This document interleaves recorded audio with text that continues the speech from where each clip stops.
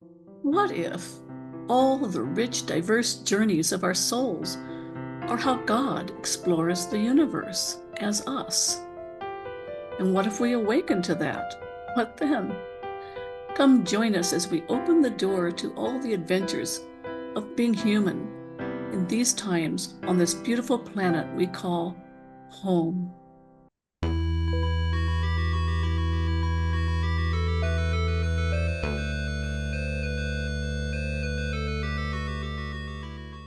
Hi, welcome to the show today. We have an interesting interview today with Leah Oberg, who's a life coach. And you may wonder what that is. And I wonder about it sometimes too. She's a good friend, and I know she does some amazing work with people.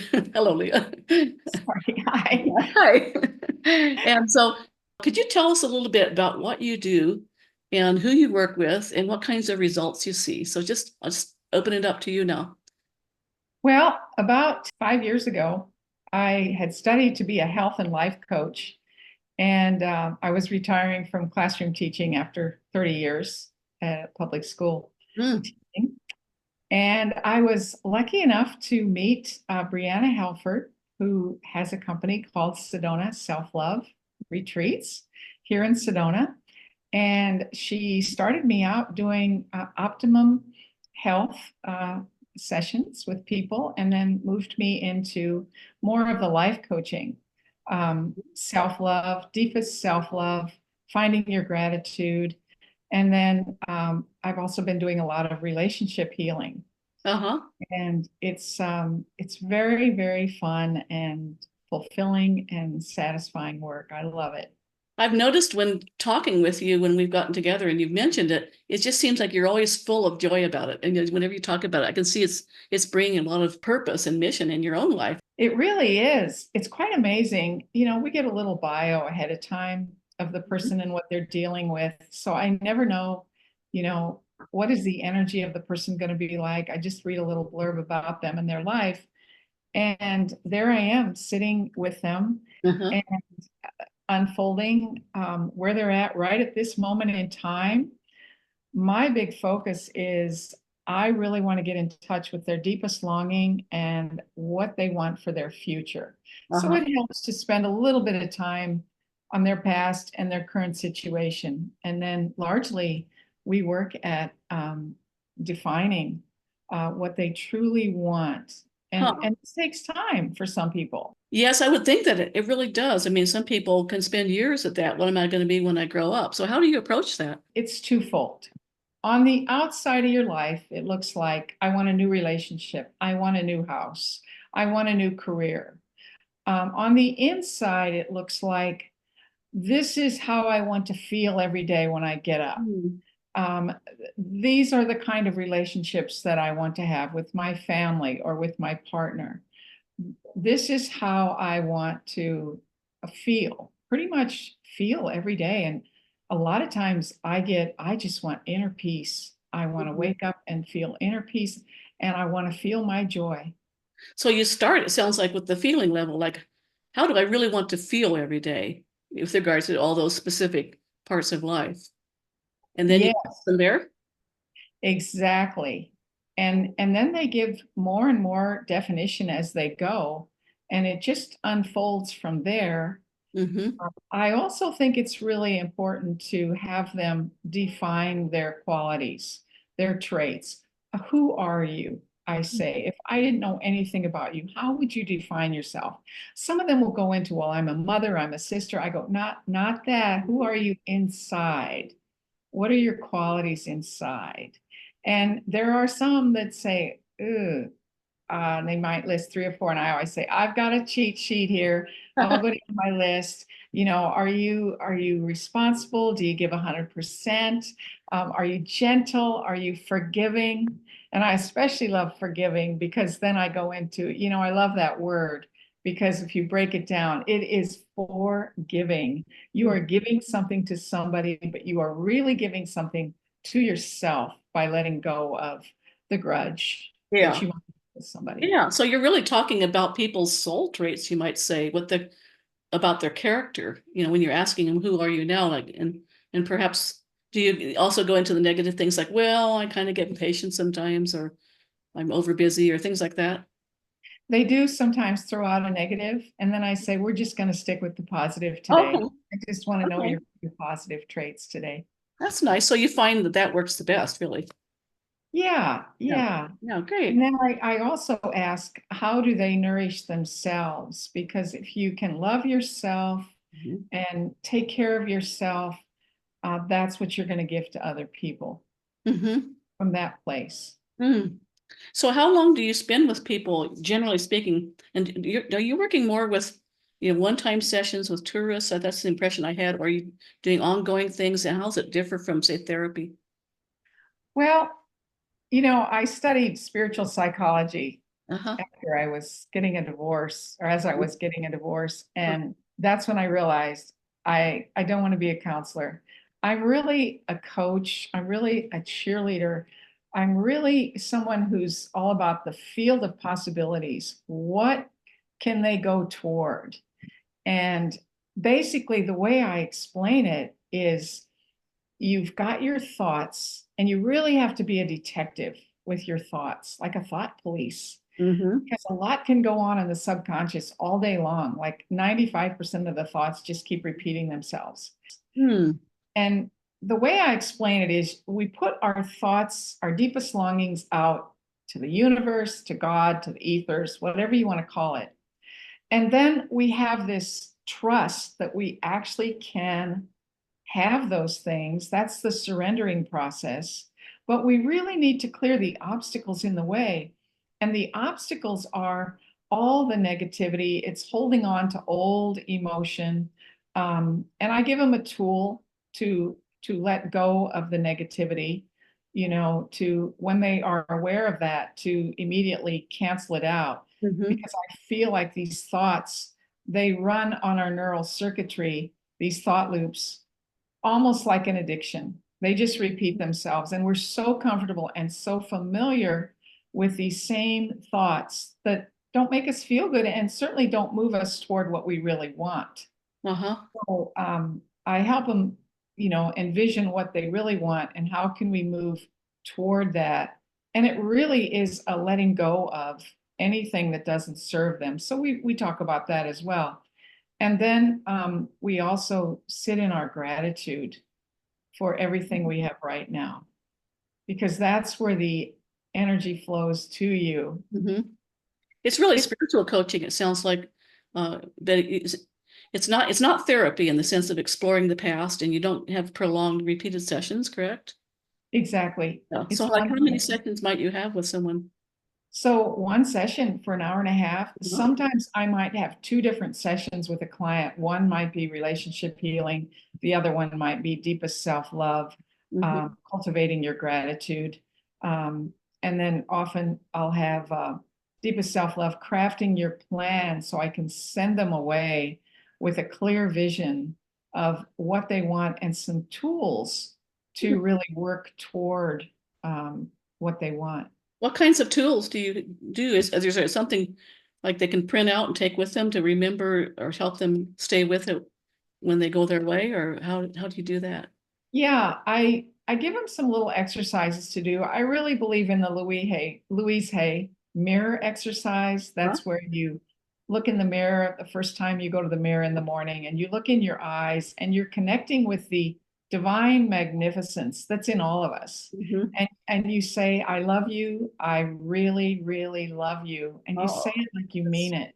that's And sweet. you make, Yeah, I wasn't aware of that as a Louise Hay method, but I've heard something like that somewhere, not quite that intense. That I do find that's really helpful just to go in the mirror and just like, you're all right. You're even beautiful. yeah, Yeah, just like, yeah. yeah, it helps. And then I also tell them about Marissa Peer. She's a worldwide online therapist, rapid transformational therapy, and she has a lot of great YouTube videos. So it's a practice, it's something you have to get in touch with every day. If you're just repeating your same thoughts, stepping out of them and creating new feelings, new emotions in your body.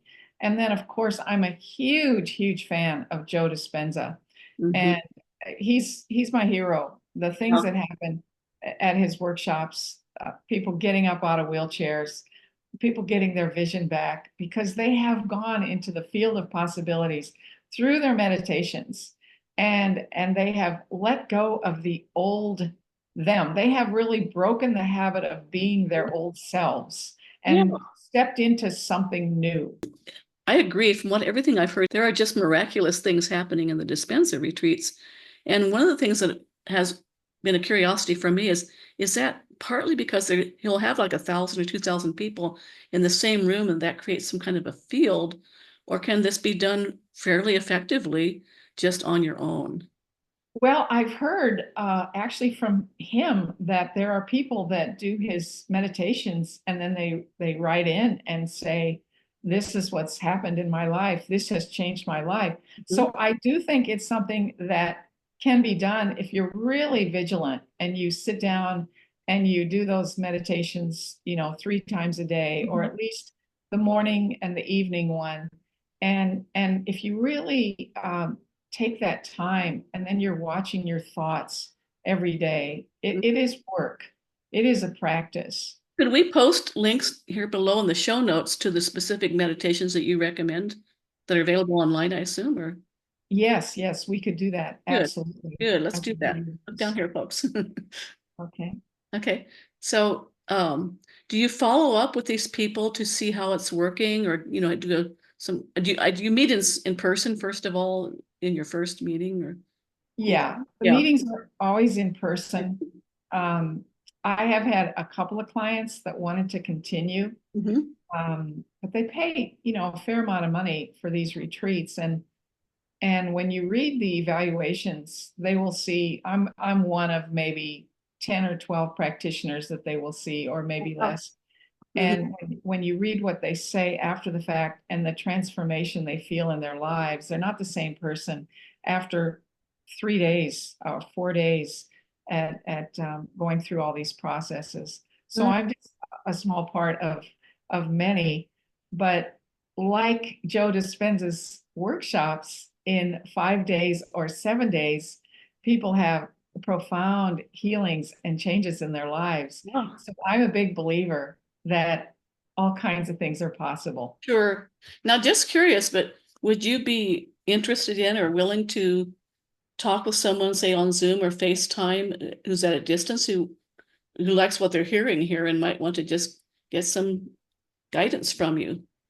Absolutely. And I have done some Zoom meetings. I had one client who was going through a divorce, and we worked together afterwards. And then the day came when he sent me the picture of him and his fiance getting married. Oh, Um, I had another similar situation with a woman that I worked with as well. And it's very exciting. But I am the type of coach, I really like to move people into their empowerment and their independence and going after life with joy and getting what they want in life. Joy is literally your middle name, Leah Joy-Oburg. Is that one that you took on later, or were you given that at birth? Actually, that's quite a story. It was my ex-husband. His last name was Joy. Right. And before I met him, I was actually working for a woman named Becky Loving and at a part-time tutoring job in California. And I said to my sister one day, the next guy I meet, I want him to have a really cool last name like Happy or Joy or Oh, wow. Bruno. I met Sydney Norwood Joy, who is Wow. since deceased. Um, and I thought, what a cool last name as a teacher. They can just call me Mrs. Joy, and that will remind me to be in my joy every day. So I do like to spend as much time as possible in my joy every day. Wow. And I love helping people find their joy as Mhm. well. It's Yeah. very Great. satisfying. So let's put a link below also for how they can reach you directly if that you'd like to do that, Okay. and have some coaching sessions, and or if you have a web page or something. So yeah, that's really interesting. I might be interested in myself. I think that from our friendship, I know you to be someone who does live the way you're talking about, and you're Well, very, that's interesting because working for Sedona Self Love, I realized I have really got to walk my talk. I Yeah. have to take care of myself. I have to have a fair degree of self-love. Hmm. And it's really been interesting, even in my personal relationship with my husband. I have to say, I think he has felt my increase in self-love. Hmm. And our relationship has just gotten better since I started doing the self-love coaching 5 years ago. So I'm grateful for that as well. If a person wanted to become a coach like that, is that something that's sort of like a licensed counselor where you get a, certification or a license, or some people probably just do it anyway, huh? Yes, I went through the Coaching Institute, and I can also give the link for that. It was a 6-month course, Oh, and we had a lot of practice sessions, and it was health and life coaching together. nice. And so do you still do some of the health part? I know in the past you were advising people about plant-based diets and things like that, I think. Yeah, I do a little bit of that. There is another woman that does that, Chris Kallenich. She Hmm. does that and has her new office in Sedona. Hmm. So if she's on vacation, then Brianna will ask me to Yeah. step in and do optimum nutrition. I see. Because I know you do things for a healthy lifestyle physically as well. I mean, both, with your diet and I believe you exercise a fair amount of movement. Yeah, I Think- try to walk at least 2 miles a day, sometimes four. That's just walking. And then I'm very active. I'm moving a lot in the kitchen, Uh-huh. cooking, Yeah. whatever I'm doing. And then I do eat a plant-based diet by and large, not 100% all the time. It's very hard to do sometimes when you go out to eat. I eat for energy and Hmm. for health. And just a quick story. This is also the power of the mind. When I was 46, I had shooting pains through the hips, and Hmm. I went to the leading rheumatologist at the time in Santa Barbara, California, and he said, "You've got ankylosing spondylitis. Your spine is fusing, and there's nothing I can do for you. And come to my pill closet. Do you want Celebrex? What do you want?" I took myself out to dinner and I had a big glass of wine and my big horse pill. And I took it for 2 days. And then I called my sister and I said, "I'm tasting this medicine. I can't do this." So I basically worked with myself until I found that if I stay off the gluten for the most part, um, I'm good. This is now 20 years later. So more than that. Yeah. You're doing well with movement and so forth.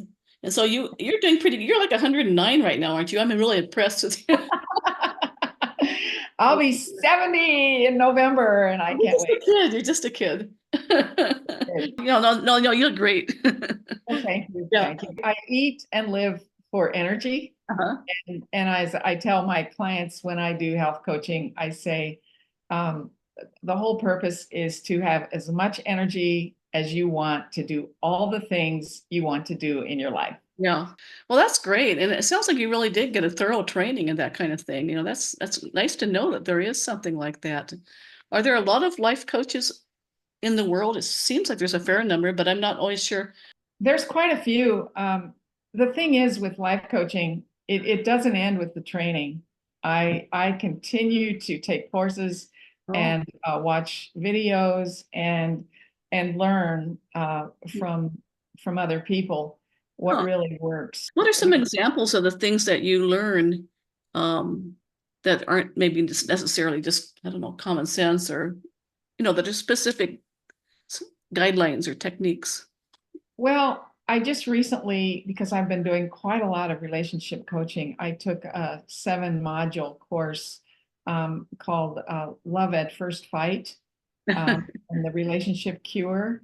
And it really taught me a lot. I deepened my understanding of relationship in a big way. And one of the things I learned, is the importance of in a relationship and any kind of relationship is to connect first and then communicate. So Hmm. when you think of couples that are having a lot of disagreements, Mhm. but they don't do regular things to connect with each other, like that kiss goodbye when one leaves, or that, "Hey, how was your day?" when one comes home, or date night, once a week, planning something special. Those are just some little um, a really cute thing is to have a journal on the toilet in the bathroom, the appreciation journal. And so every time you go use the bathroom, you write down what you appreciate about your partner. They read And, it on the and next. then they read it. And Oh, it's kind of fun. Little things like that. yeah. Yeah, You that's know, so interesting. that's what I love about being a life coach is I'm a perpetual student. And Yeah, that's one of the things I do yeah, best is keep great. learning. Yeah. Yeah, my husband and I took a class once on improving couple relationships, and there were similar things to that. So I had the idea kind of prior to that, I guess, from going through a little bit of therapy training and encounter groups and things like that back in the day in the late 60s and early 70s, that the best thing was to just say what you're feeling, be honest, and that could include your negative feelings, of course, and often does, and that's where the mind likes to go. But in the way you're approaching it, it's not that way, I assume. So what do you do when and if you have some negative feelings coming up in, say, in your relationship with your partner? How do you handle that? Well, one of the things I learned when I was 23, it was a 2 weekend workshop at the Hilton in Pasadena, California. And I learned that as soon as I'm aware of the negative thought, to immediately say cancel, cancel, so that it goes right off the neural circuitry, is Right. not hanging out there. So then I might get a feeling if I really keep thinking that thought. So I want to kind of move on from that. And then what I'll do is I'll just immediately start thinking about what I really want. How do I want to feel? How do I want to be? What would make me feel great? So like let's just say for example that I have some impatience with the way things are Mhm. getting done or not getting done Right. with my partner. He's my builder.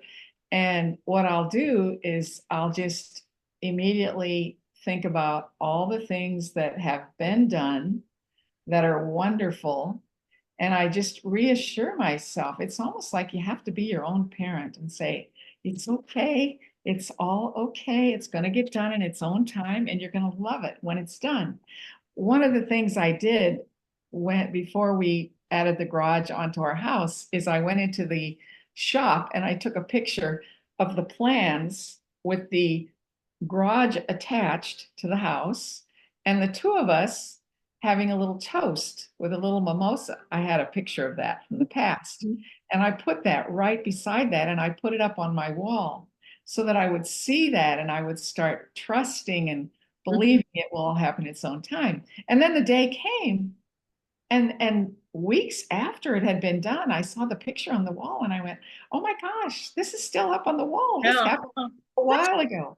that's Yeah. really interesting because I guess I still have the idea that if I see something that I feel like needs correcting, like, you didn't do something quite right here, and this is the way to do it, that I'll just come out and say it. I mean, isn't there, and I do think when I do that, it's probably not that great for the relationship, and I don't know that I'd want to get as much back as I dish out. So, but it's just it's a habit, but it's partly a belief that can be effective. Like, so isn't there ever a time for like, how would you say it, like corrective suggestions or something like that? Or here's what I remember studying something on communication once, and they were saying, when you say XYZ, I feel ABC, and what I would like is if you would do, 1, 2, 3, if you were willing, something like that. Yeah, I think there's some phrases that are really helpful. Like one of the things we do with each other is, I have a request. There you go. Would you mind doing this? Um, I also like, hey, it would make me really happy if XYZ. You know, Hmm. I think it's an art. This whole communication thing is an art. Hmm. And I was recently studying, how there are soft emotions and there are hard emotions. Hmm. Like if you're like, I'm really angry, I'm really frustrated, but then if you say, hey, I feel really vulnerable saying this to you, or you really get in touch with your deepest feelings in a softer way, Yeah. I think it's able to be received. Yeah, it's like underneath anger, there's usually some kind of fear, insecurity of losing something, or I think that's what you're talking about. Instead of the aggressive, like, "Arr," it's just more like, what's underneath that? Okay, I'm worried about this and that, or whatever.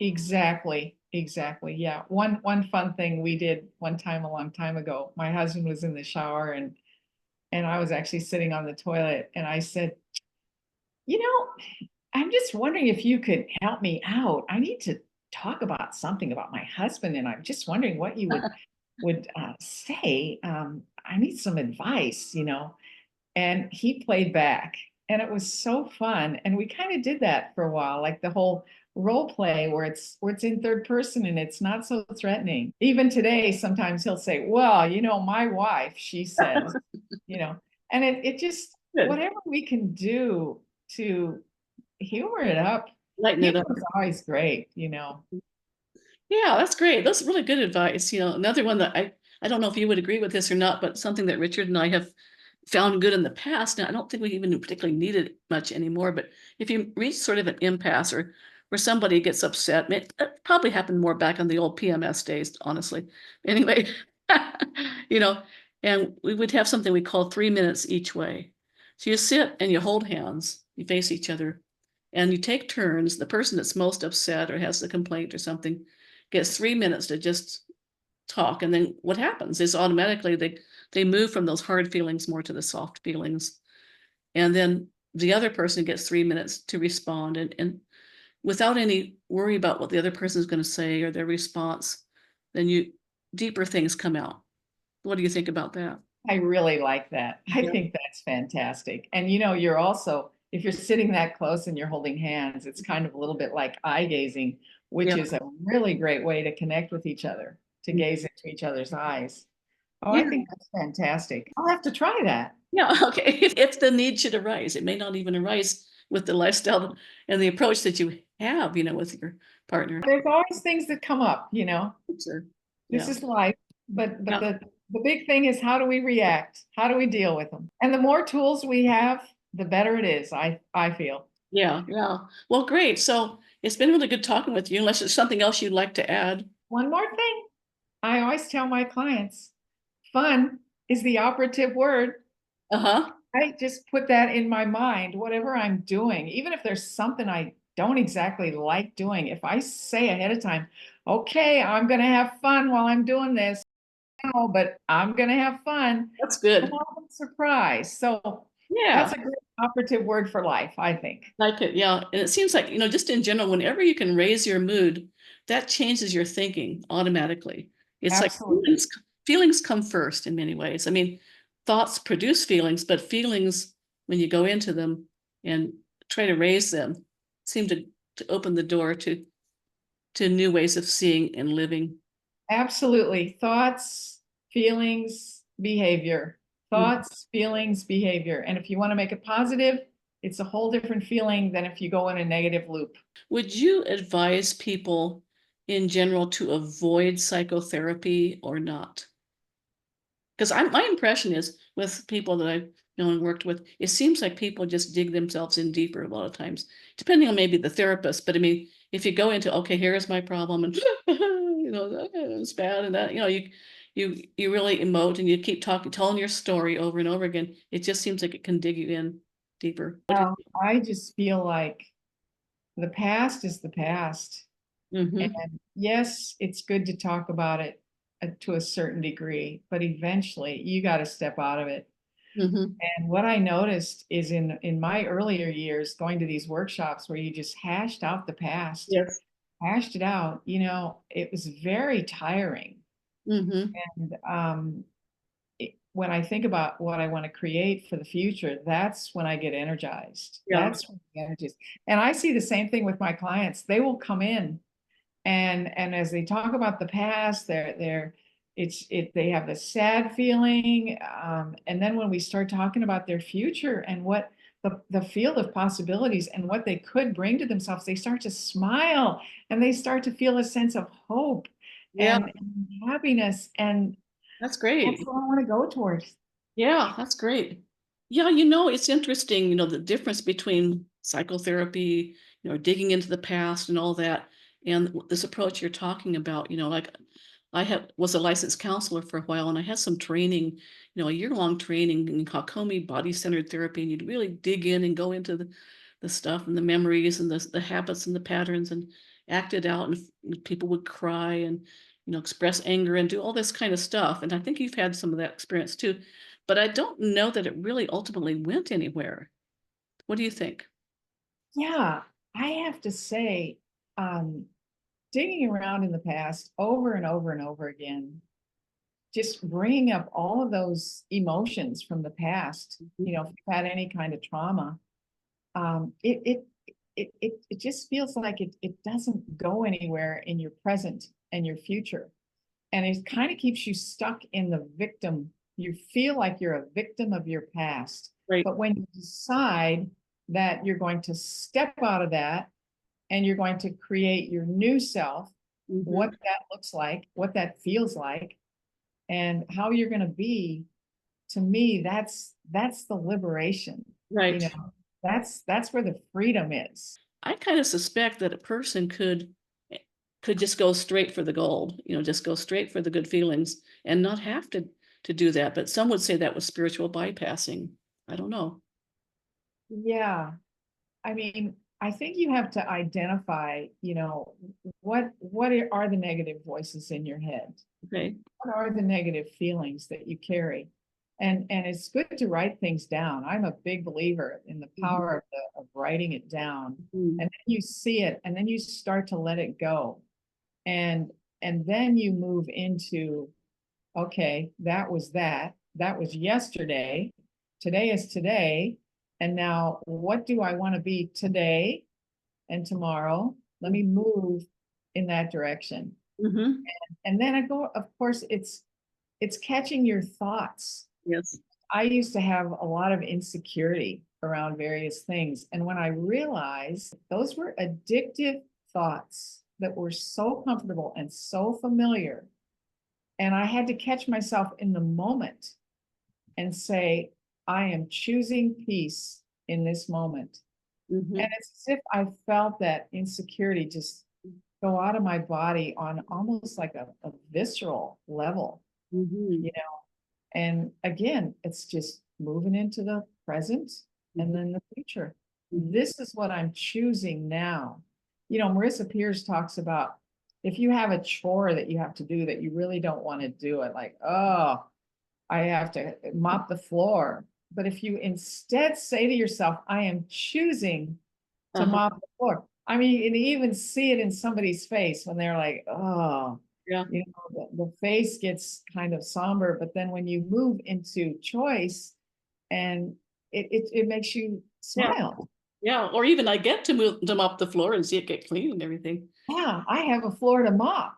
Yeah, I'm that's not good living in a dirt floor. too. That's That's gratitude again, the Mhm. power of the gratitude. Yeah, that's great. Yeah. One more thing about gratitude that I've just recently got an understanding of is when somebody does something for you or gives you something, Mhm. you are in the feeling of gratitude because you have just received something from somebody. Mhm. So when you think about it, just to be in gratitude, you have an openness to receive from the universe, from God, whatever Oh. you want to call it. Mhm.